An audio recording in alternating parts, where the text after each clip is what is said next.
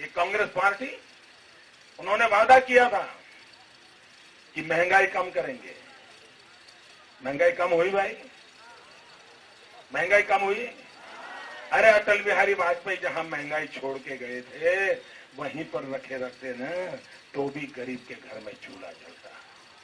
लेकिन महंगाई अटल जी जहां छोड़ के गए थे, आपने 5 साल के अंदर अंदर उसको डबल ट्रिपल कर दिया, 2 गुना 3 गुना कर दिया और गरीब के घर में चूल्हा नहीं जल रहा है। मैडम सोनिया जी, आपकी सरकार के रहते जो महंगाई बढ़ी है उसका नतीजा ये है कि गरीब के घर में चूल्हा नहीं जलता है। गरीब का बेटा रात को भूखा सोता है, रात रात रोता है, आंसू पी के सोता है मैडम। और मैडम सोनिया जी, आप तो एक मां है, मां। एक मां के नाते एक बार तो बोल दो कि गरीब के बच्चे भूखे मरते हैं, आपको उसकी पीड़ा है। आप महंगाई कम नहीं कर पाई, उसकी आपको पीड़ा है, लेकिन आगे आप कोशिश करोगी ताकि गरीब के दुख में आप शरीक हो सको। इतना तो बोलो। नहीं बोलेगी मैडम, नहीं बोलेगी। उनको दुख क्या होता है, गरीबी क्या होती, कहां पता है भैया। उन्होंने भूखी जिंदगी क्या होती है, रात भर भूख से तड़पता हुआ बच्चा कैसे सोता है, ये मैडम सोनिया जी को कहां से मालूम होगा। और इसलिए भाइयों बहनों, अभी उन्होंने चुनाव मैनिफेस्टो निकाला। मैनिफेस्टो में उन्होंने कहा कि कांग्रेस की सरकार आएगी तो हम गरीबों को 3 रुपया किलो गेहूं देंगे। तो 5 साल में किसने रोका था भाई? ये दोबारा आने का इंतजार क्यों कर रहे हो? नहीं, अगर आप आकर के 3 रुपए में देने वाले हो तो अभी आपका क्या जाता था देने में। और मित्रों, दिल्ली की सरकार को गरीबों के लिए राज्यों में क्या होता है इसका रत्ती भर ज्ञान नहीं है, उसकी जानकारी नहीं है। ये दिल्ली की सल्तनत को मालूम नहीं है। गुजरात में हमारी सरकार पिछले 7 साल से गरीबों को 2 रुपये किलो गेहूं देती है। 7 साल से हम गरीबों को 2 रुपये किलो गेहूं देते हैं, लेकिन ये दिल्ली वालों को मालूम भी नहीं है कि गुजरात में गरीबों को गुजरात की सरकार क्या देती है। अरे इतना ही नहीं, भाजपा की सब सरकारें 2 रुपये किलो, 2 रुपये चावल बंगाल, छत्तीसगढ़ में, मध्य प्रदेश में हमारी सरकारें दे रही हैं, लेकिन दिल्ली सरकार को पता भी नहीं है। अगर उनको पता होता ना तो 3 रुपये का वादा नहीं करते। अगर उनको मालूम होता कि मोदी 2 में देता है तो 1.5 बोल देते। ये मालूम ही नहीं था। मैंने जब एक जगह पे बोला तो मेरे एक बहुत पुराने कांग्रेसी मित्र का फोन आया।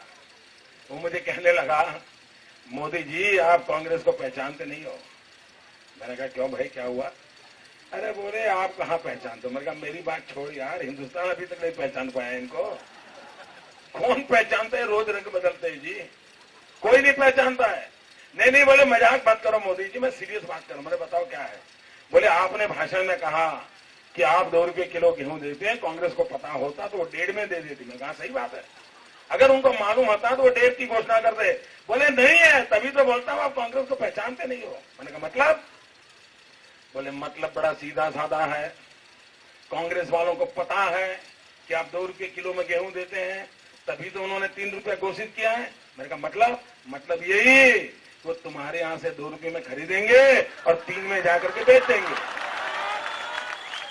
गरीब की थाली से मार लेने वाले लोग, गरीब की थाली में से निकाल लेने वाले लोग हिंदुस्तान के गरीब का भला नहीं कर सकते। मेरे भाइयों बहनों, उनको विकास से लेना देना नहीं है, गरीबों की चिंता नहीं है। इन्होंने कहा था 1.5 करोड़ नौजवानों को रोजगार देंगे, 1.5 करोड़ रोजगार देने की बात कही थी। मेरे भाइयों बहनों, 6 महीने में 2 करोड़ लोग बेरोजगार हो गए हैं। ये भारत सरकार के आंकड़े हैं। 2 करोड़ लोग बेरोजगार हो गए हैं। देश की सरकार कोई जवाब देने की तैयारी है कि नहीं है? देश की जनता जानना चाहती है।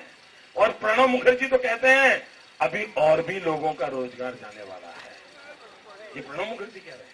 मैंने कहा प्रणब मुखर्जी आगे क्या होगा वो तो ईश्वर देखे, लेकिन मुझे इतना मालूम है कि 16 तारीख को जब चुनाव के नतीजे आएंगे, उस दिन शाम को, 16 मई को शाम को दिल्ली सरकार में जो बैठे हैं वो सारे के सारे बेरोजगार हो जाएंगे, ये पक्का है।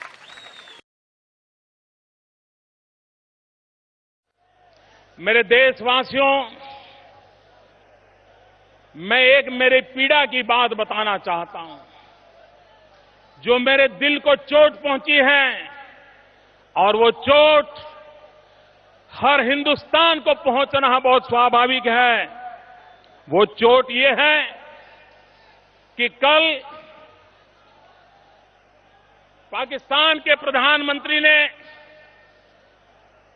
हिंदुस्तान के और पाकिस्तान के कुछ पत्रकारों को नाश्ते पर बुलाया था। बहुत गंभीर बात मैं कह रहा हूं दोस्तों, उनको नाश्ते पर बुलाया था और जहां हिंदुस्तान के पत्रकार मौजूद थे, नवाज शरीफ की मिठाई खा रहे थे, उस समय नवाज शरीफ ने यह कहा, हिंदुस्तान के प्रधानमंत्री देहाती औरत जैसे हैं। भाइयों बहनों, हिंदुस्तान में मेरे प्रधानमंत्री से हम लड़ेंगे, नीतियों के लिए झगड़ा करेंगे, लेकिन ये 125 करोड़ के देश के प्रधानमंत्री हैं। नवाज शरीफ, ये आपकी कौन सी औकात है?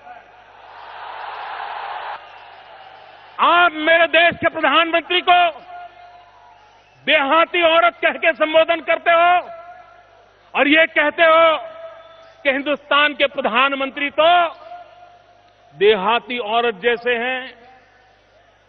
वो ओबामा के पास जाकर के मेरे खिलाफ शिकायत करते हैं। हिंदुस्तान के प्रधानमंत्री का इससे बड़ा कोई अपमान नहीं हो सकता, हिंदुस्तान का इससे बड़ा कोई अपमान नहीं हो सकता। हिंदुस्तान में हम 125 करोड़ एक है, वयम पंचाधिकम शतम। हमारे प्रधानमंत्री का अपमान ये देश सहन नहीं करेगा। ये नवाज शरीफ, इसमें ये हिम्मत आई कहां से? नवाज शरीफ ने, उनसे बुजुर्ग हैं हमारे प्रधानमंत्री, उम्र की भी इज्जत न की और ऐसे हल्के शब्द प्रयोग करने की हिम्मत आई कहां से? ये हिम्मत इसलिए आई कि हमारे देश के प्रधानमंत्री की उनकी पार्टी में ही इज्जत को मिट्टी में मिला दिया गया। उन्हीं पार्टी का नेता देश के प्रधानमंत्री को नॉनसेंस कहे तो दुनिया में उसको इज्जत कहां से मिलेगी?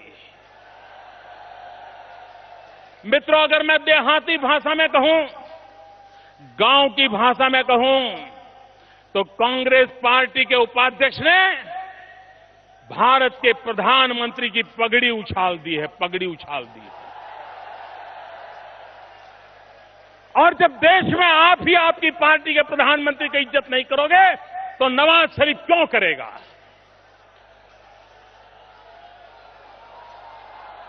कितना बड़ा पाप किया है आपने।